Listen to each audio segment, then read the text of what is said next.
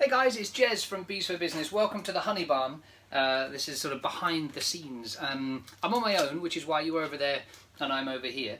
It's towards the end of the day, it's quite late.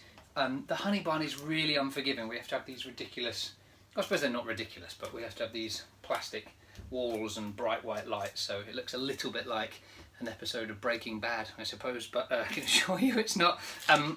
But I thought this month would be really interesting and a bit exciting to show you just a tiny insight. It'd be really quick, but a tiny insight into this time of the year when we process the honey, and to show you where your honey comes from. We've already started. You can see probably to one side of me lots and lots of jars that have been allocated. Yours I don't think has been allocated yet. That's what we're doing here. I don't think you can quite see. I've turned it around so I can see what's going on. But in here, these are the supers.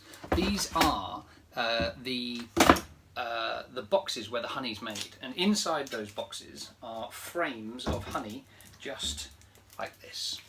So what happens is the bees put the honey into the cells, they then fan their wings over the cells to evaporate the water content of the nectar, which then becomes the sort of consistency that we know of as honey, and then they cap it with this wax. As you can see, this sort of mottled wax, kind of white covering, and that's to stop the honey taking in more water and changing the consistency. So what I've got here, it's extremely messy. You can probably hear it. We do it all in one go. My mum was very good at reminding when I was younger to do all the mess in one go. So what we've got is a tank, effectively, and this tank is what we uncap all of these supers off. So we've got a knife here. It's a bit like a butter knife, really sharp. It's not a butter knife. A really sharp, if you've got hard butter perhaps, a really sharp bread knife, and we use that to just run along the top of the supers and slice those pieces of wax off, and that all falls in here. If, like in this case, there are some that don't come uncapped because the bees don't necessarily do it all level, we just run a special fork across that to drag the wax off, and there's a bit of waste. I'll come to that in a second. You'll see exactly what I mean when I uncap this side. Now normally we'd do it over here, but I don't think if I do that you'll be able to see, so I'm doing it up here. So we run the knife across the front of the super, and you'll see there the beautiful honey that it's revealing here. Isn't that absolutely gorgeous? We do this all by hand, just like our ancestors did hundreds of years ago. It's pretty time consuming when you've got like 50 hives, and so you get this sort of honey and wax mix that all goes into here, and there's absolutely shed loads of it in here right now. We let it all happen all in one go. When we've got a super like this that's been what we call uncapped, so that means all of the wax cappings are off of it, we place that in the extractor. So this is the bit that we do by machine, just because we have so much to do, it takes a lot less time. I'll show that in a second. So I'm going to crack on with some more of these, uncap these frames, get them into the extractor, and then I'll real quick take you through what we do with it and how it gets to your jars. It's extremely time consuming.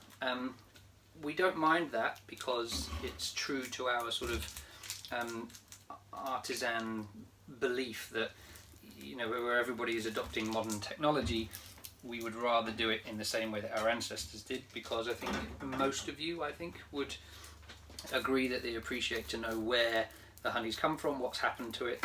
So I'm hoping this video will give you a little insight into the quite lot of hard work that goes into getting your beautiful artisan raw British honey to you. So I'll uncap some more of these, and then I'll re-record. You can join me over there in the extractor and watch your honey spin round quite a lot.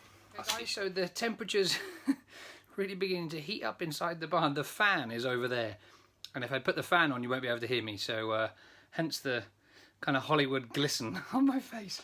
But the uncapping's done, so you can see here, I mean, it looks pretty untidy and a big sticky waxy mess.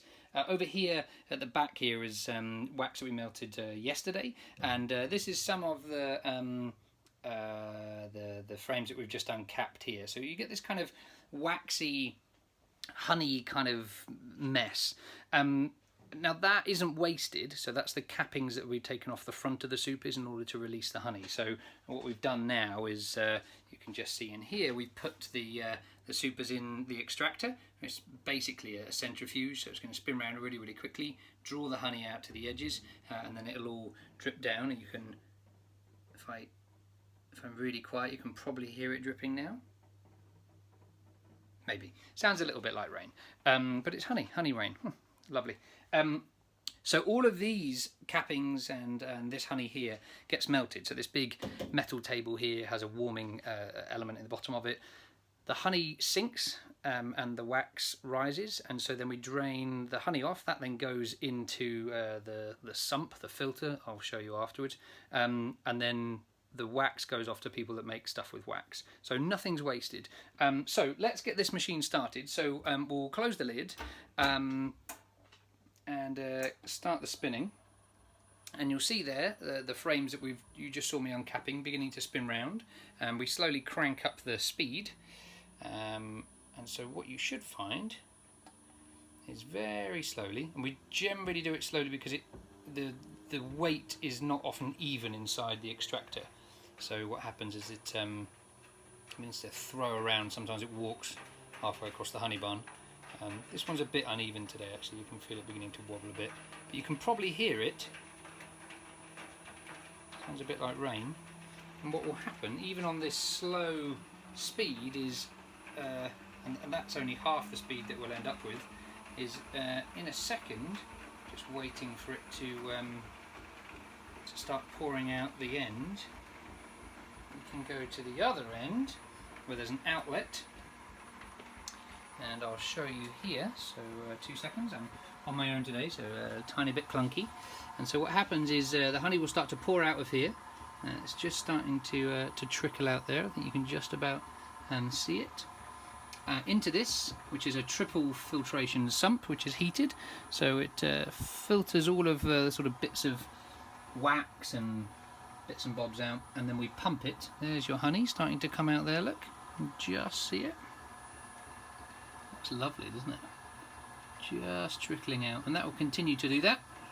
Filter all of the wax out, and then we pump it through all the way up there into this settling tank here, and then we jar it for you. And then once it's jarred,